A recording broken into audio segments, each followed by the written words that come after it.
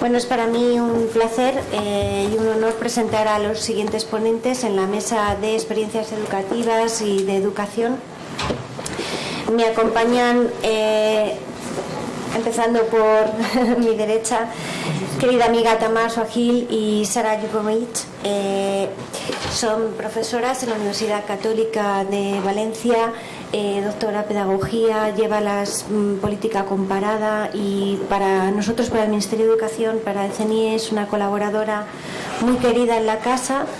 Ella está trabajando muchísimo todo el tema de valores y todo el tema de educación para la ciudadanía, y vamos a tener conjuntamente, bueno, pues esa red ibero-mediterránea de la Shoah, de la cual ella es responsable.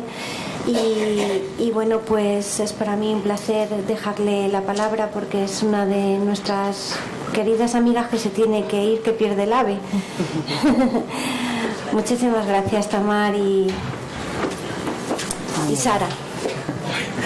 Buenas tardes. En primer lugar, agradecer a la organización, muy especialmente a Violeta, para brindarnos esta oportunidad de compartir esta tarde con vosotros. Como bien decía Violeta, Sara y yo formamos parte de un equipo, de un grupo de investigación que trabaja la enseñanza-aprendizaje de la Shoah desde el enfoque de la interculturalidad, el reconocimiento de la diversidad cultural y la educación en valores cívicos. Es lo que vamos a compartir hoy con vosotros, y para situarnos un poco, porque el contexto es un poco diferente de todo lo que se ha tratado ahora, me gustaría aterrizar en la arena pedagógica y deciros que el punto de partida para todo el trabajo que hemos realizado a lo largo de los últimos 2 años en torno a la enseñanza-aprendizaje de la Shoah nutre realmente del enfoque pedagógico de John Dewey. John Dewey, que todos los que compartir conmigo la vocación y la pasión de la educación sabéis que es el referente en el ámbito de la filosofía, la teoría de la educación aquí en España, y que su gran preocupación era por la educación democrática. Por lo tanto, John Dewey, en uno de los ensayos muy tempranos suyos, en 1898, él plantea la necesidad de enseñar ética en la escuela secundaria. Pero él quiere romper con los paradigmas tradicionales muy ligados a una visión muy dogmática de la enseñanza de la ética, y por lo tanto dice, y lo voy a leer tal y cual, muy brevemente, dice que ethic rightly conceived is the statement of human relationship and action. In any right study of ethics, then the pupil is not studying hard and fixed rule for conduct, he is studying the way in which men are bound together in the complex relationship of their interaction. Lo cual, lo que nos ofrece Dewey es realmente una oportunidad de embarcar o de emprender un camino con nuestros alumnos para que desarrollen un criterio ético que nutre y se basa en la bondad de la persona. De ahí que todo el debate nuestro y toda la aproximación a la temática de enseñanza-aprendizaje de la Shoah se basa en lo que supone las implicaciones educativas de esta enseñanza. De hecho, una de las grandes referencias en el ámbito de derechos humanos, enseñanza en derechos humanos, que es Monique Ekman, que es la representante de Austria de la International Association, la IRA, ¿no?, del recuerdo, habla de que no se puede referirse en el ámbito escolar, cuando nosotros trabajamos con docentes, con alumnos, no se puede hablar de enseñar la Shoah, porque ¿qué voy a enseñar enseñando la Shoah? Aprendizaje de las implicaciones educativas. Por lo tanto, debido a este compromiso, nosotros nos encontramos aquí. Hemos iniciado este año un proyecto piloto en la formación de profesorado de secundaria, que creo que por lo de ahora somos la única universidad que ha incorporado desde el compromiso y el voto de confianza que nos ha dado y nos ha permitido el Ministerio al reconocerlo como parte integral en el currículum, en la formación del profesorado de secundario. Nosotros lo hemos centrado especialmente en aquel profesorado que va a ejercer en el ámbito de las ciencias sociales. Por lo tanto, otros 2 matices, y me parece que vamos a trasladar el micrófono a Sara, que al tener aquí la oportunidad de compartir con docentes o formadores de formadores, me gustaría que entremos también en la dimensión no solamente pedagógica, teórica, sino la didáctica, para que por espero yo podáis salir aquí con un recurso, un mini recurso. Bien, el punto de partida y el porqué pues lo hemos planteado desde un enfoque intercultural. Es un enfoque que permite trabajar aspectos del porqué, aspectos de generar preguntas.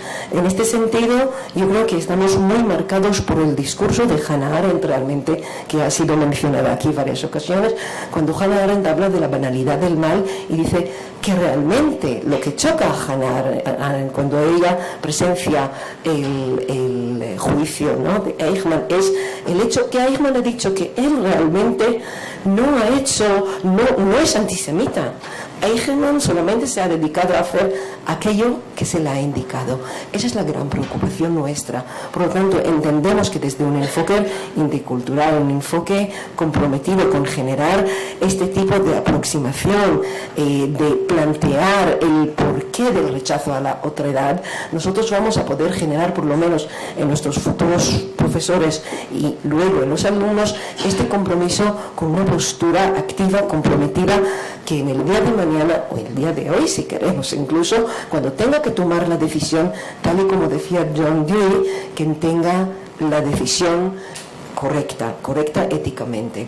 Y en este sentido también quiero decir una cosa muy claro: cuando hablamos de ética y hablamos de valores, y con todo el reconocimiento a la diversidad, como decía uno esta mañana, en este sentido no nos posicionamos con el relativismo cultural, porque precisamente desde el reconocimiento en el diálogo intercultural, lo universal de la persona es su dignidad, y esta dignidad no es negociable, y este sentido de dignidad está unido a unos logros que sea precisamente uno de ellos, el primero explícito, la Declaración Universal de los Derechos Humanos. Para nosotros, en el ámbito de la educación, es un referente. Por lo tanto, bajo ningún concepto se negocia la dignidad de la persona en un diálogo intercultural, pero sí que se intenta romper unos discursos, narrativas colectivas, donde se percibe o se pierde la dimensión del individuo, donde uno se ve sujeto a unos discursos donde él ni siquiera ha tenido una postura activa en su construcción y se lo asimila como tal. Nosotros, como agentes de socialización y de cambio social, porque no es lo mismo socializar para o en el cambio o simplemente socializar, entendemos que ahí es donde entra nuestro papel. Por lo tanto, simplemente para remarcarlo, en el año 2015, tras los atentados de París, Charlie Hebdo, etcétera, se juntan los ministros europeos, todos los ministros europeos, en un consejo y elaboran la Declaración de París. Y en esta declaración dicen explícitamente que la escuela debería asegurar que los alumnos y los jóvenes educando desarrollen valores cívicos, sociales y competencias interculturales. ¿Y cómo? Pues promoviendo los valores democráticos fundamentados en los derechos humanos, sociales y la no discriminación. Por lo tanto, cuando nosotros hablamos de la educación y el aprendizaje de la Shoah, estamos hablando de luchar en contra del concepto de rechazo hacia la otredad, la que sea, el antisemitismo, la xenofobia, la islamofobia, porque entendemos que el hecho que nosotros en un momento dado de la historia todo el rechazo hacia la otredad se plasmó en cuanto al judío, en un momento dado y en otras circunstancias se permitió, pero eso puede producir en cualquier otro momento, y de hecho sí que se ha producido. Por lo tanto, no cuestionamos la singularidad de la Shoah como fenómeno, y no cuestionamos además lo que supone todo el estudio y todo lo que ha aportado el trabajo con lo que suponía la Shoah a lo largo de los 30 o 40 últimos años. Pero sí quiero remitir a lo que dice muy concretamente, estoy saltando porque si no llegamos, Yehuda Bauer, porque Yehuda Bauer, que es gran referente en el ámbito de la enseñanza o del estudio de la Shoah, dice que la Shoah hay que enseñar desde una perspectiva adecuada, que no es otra que enseñar la Shoah planteando como uno de los genocidios como uno de los genocidios de la humanidad, pero no limitado a la experiencia judía durante el Tercer Reich, aunque dicha experiencia haya sido la más compleja y singular. ¿Por qué es tan importante dotarle de una dimensión universal? porque si no, ¿cómo planteo yo una enseñanza de estas características en un país que ni siquiera ha tenido un papel activo, que ha sido neutral, donde no hay manifestaciones explícitas de la memoria, donde no hay supervivientes? ¿Cómo lo vinculo? Por lo tanto, la argumentación, la fundamentación de cara al ámbito educativo de trabajar con estos contenidos es precisamente vinculándolo al contexto actual, a las necesidades actuales de la tolerancia, del reconocimiento del otro, de prevenir situaciones de radicalización, de generar un diálogo. Y no nos faltan, lamentablemente, acontecimios y realidades en el contexto actual postmoderno que requieren de este tipo de trabajo. El tema de los refugiados, el tema de la inmigración, por lo tanto, eso no lo podemos tener olvidado. No podemos, cuando trabajamos con profesores, olvidar del contexto actual, no podemos olvidar que la enseñanza de la Shoah tiene que partir de un conocimiento, de verdad, epistemológico, pero que tiene que trasladar a una postura, a un posicionamiento personal, porque nuestro propósito es implicar, es compartir, es generar planteamientos que luego forjen personas con un criterio, con una autonomía, que van a resistir a formar parte de situaciones como tal. Por lo tanto, desde este planteamiento inicial teórico, voy a ceder la palabra a mi compañera Sara Huchnovich. Sara es especialista en didáctica, muy concretamente trabaja didáctica de museos, y nosotros no tenemos museos de la Shoah aquí, pero trabajamos con los recursos que tenemos. Ella os va a guiar un poco dentro del entramado didáctico, y si me quedará tiempo, algo que no digo, os voy a concretar sobre una experiencia preciosa que teníamos con el documental La tercera ola, fascismo en la escuela, que es el documental que acompaña la historia verdadera de una película ficción que se grabó en el año 2008, La Ola, que cuenta la historia de un profesor, un tutor de secundaria en una escuela de Palo Alto, de California, que sus alumnos le preguntan: profesor, ¿puede ocurrir de nuevo el Holocausto? Pero primero prefiero que nos dediquemos a la dimensión didáctica. Gracias. Sí.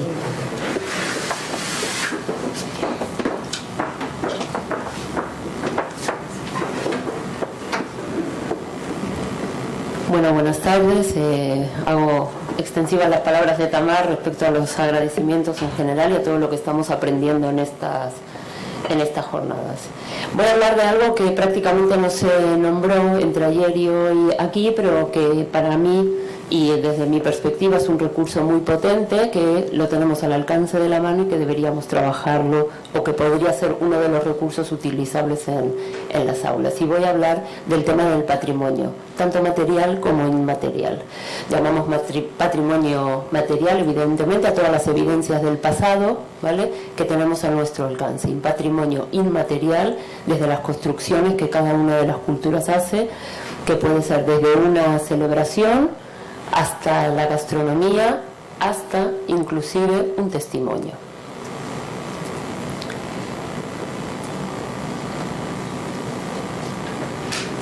Aquí falta algo. La dice.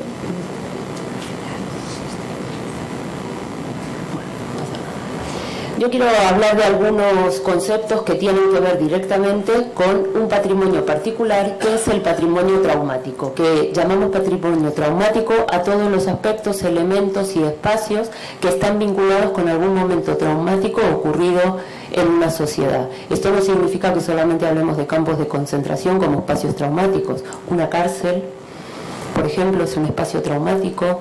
Evidentemente los campos de concentración son espacios traumáticos, una calle de un gueto es un espacio traumático, un cementerio puede ser un espacio traumático, y todo eso tiene, de alguna forma, pues, debemos ver qué hacemos con eso, cómo trabajamos con ese espacio, pero al mismo tiempo lo utilizamos como un recurso para trabajar esos hechos con nuestros alumnos. Por un lado tenemos entonces esto que hablamos de traumático, y por el otro lado el eje fundamental, que es la memoria. De acuerdo a la Real Academia Española, la memoria es la facultad psíquica que tenemos los seres humanos, conscientes o inconscientes, recuerdos, proceso creador y dinámico. Eso sería la memoria individual. Y en paralelo tenemos la formación de una cosa que denominamos la memoria colectiva. Es el conjunto de acontecimientos, hechos, experiencias, vivencias, imágenes, conceptos, nociones, símbolos que un colectivo comparte en algún grado, así como un proceso a través del cual se da cuenta de algo real que condiciona la memoria de los individuos y por tanto sus vidas. Ayer hicieron un comentario al principio de todo, cuando se comenzaron las jornadas, acerca de probablemente cuál era esa memoria colectiva construida en España respecto de los judíos, cuando en realidad prácticamente durante 500 años no hubo judíos. Pero sin embargo hay una especie de memoria colectiva construida. Y al mismo tiempo, ayer a mí me ocurrió una cosa, fui a ver la exposición Auschwitz, que la recomiendo, y cuando uno se acerca a ver el mapa en el que se muestra desde todos los sitios de Europa donde se trasladaron judíos hacia la Europa del Este, donde ya era finalmente, se iba a ejecutar la solución final, desde el único sitio que no sale ninguna sola línea, evidentemente ningún traslado, es de España, desde toda Europa.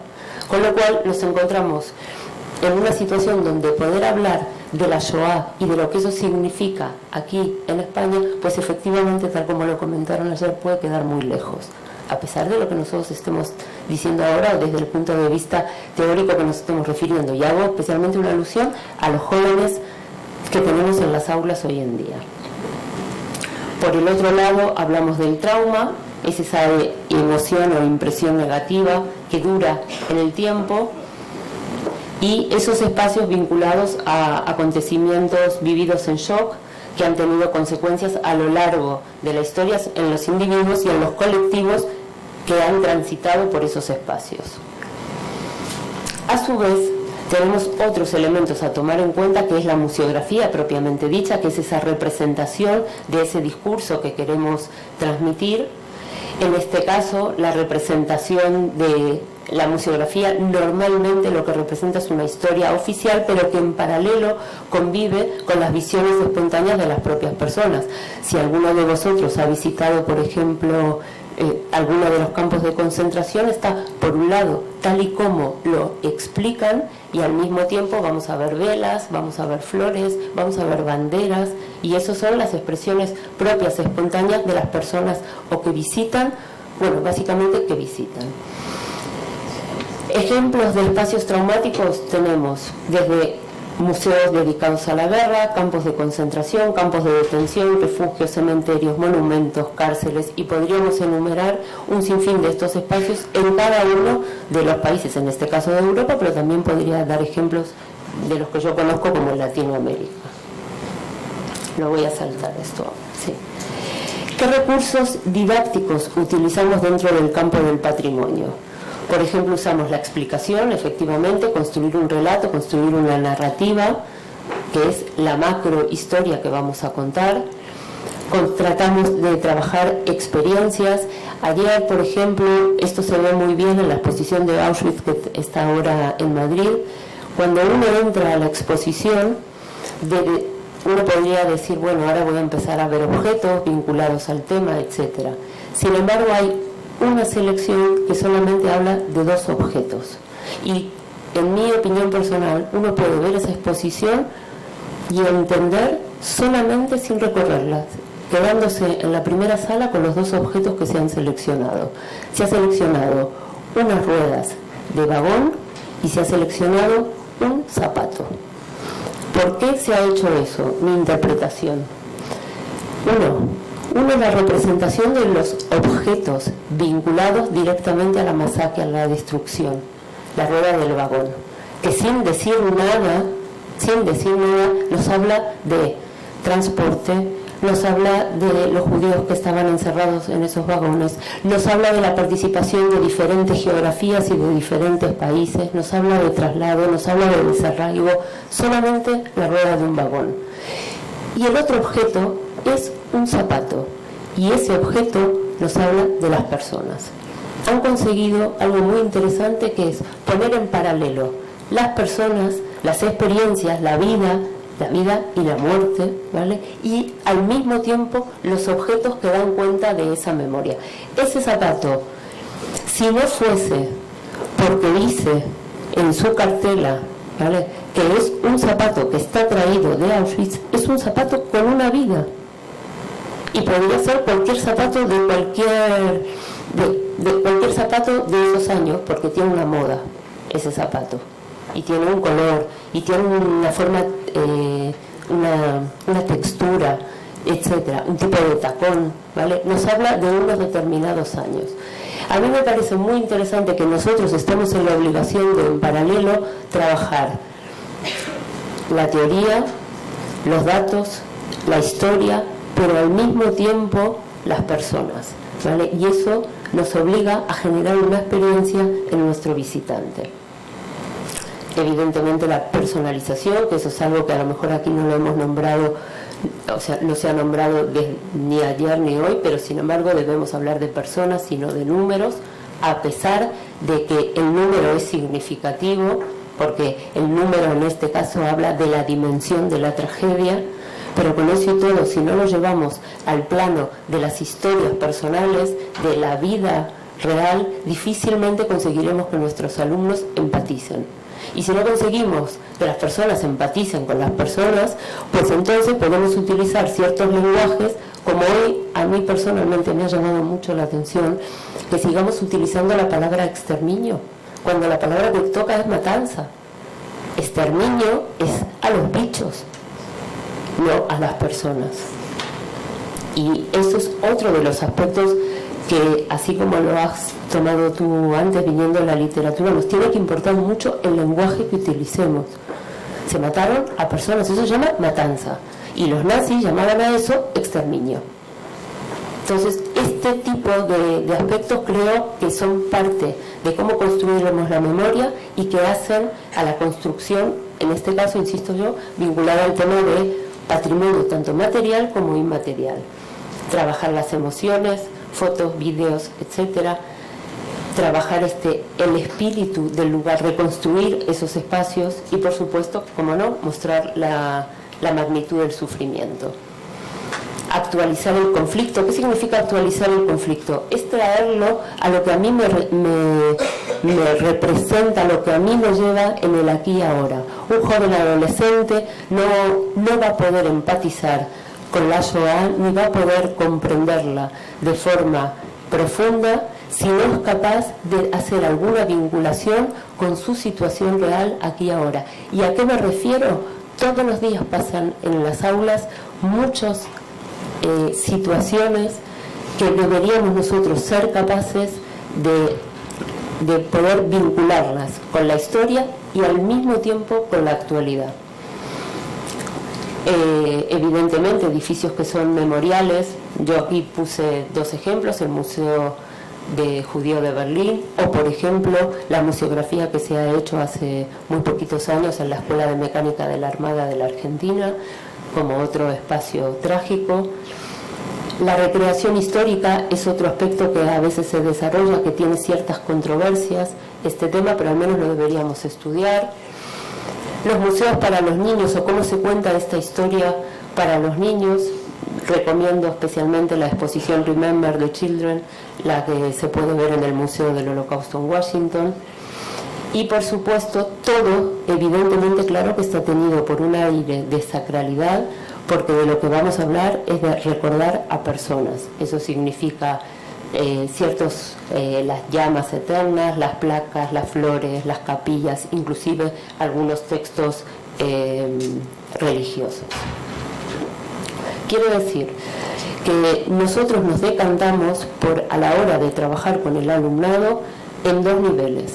El discurso científico, que eso nos lo da los historiadores, los arqueólogos, las personas que nos ayudan a construir ese discurso, los especialistas, los tuvimos hoy a la mañana, por ejemplo, y en paralelo lo que nosotros hemos denominado microexperiencias, que cuando uno vaya a un sitio, o inclusive cuando lo trabajemos en el aula, podamos salirnos de los datos para llegar a otro elemento que es la reflexión. Los datos nos aportan y nos ayudan a poder hacer una reflexión. Y de esa reflexión, una vez que hacemos el análisis, vamos a salir a otro elemento más, que es el debate.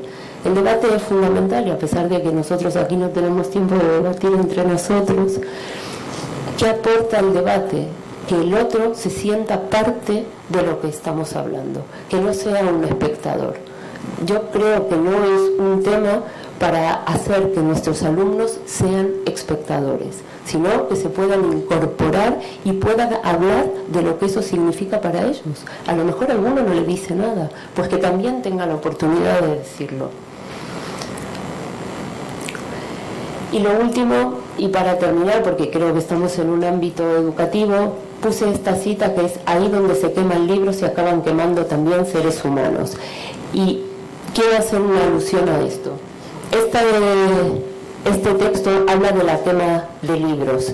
En Berlín hoy en día se puede ver frente a la entrada principal de la Universidad Humboldt, se puede ver exactamente en la plaza donde fue la quema de libros al lado de la ópera en el año 33, el 10 de mayo de 1933, cuando se invitó a alumnos y a la universidad en su totalidad a hacer una quema de 25.000 libros.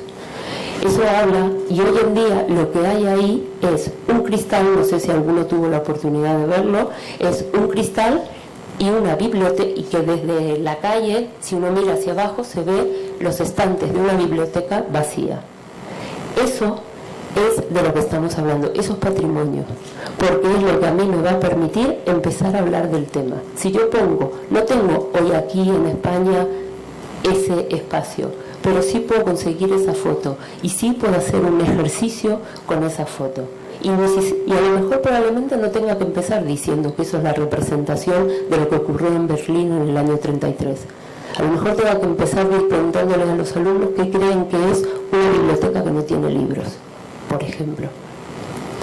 Bueno, fui a toda pastilla, pero bueno, como estábamos así en un horario tan bueno, eso, nada, muchas gracias, y creo que podríamos dar ejemplos de hoy en día de cosas que se están haciendo en España vinculadas a esto, a tomar el tema del discurso científico y al mismo tiempo trabajar con experiencias con alumnos. Muchas gracias.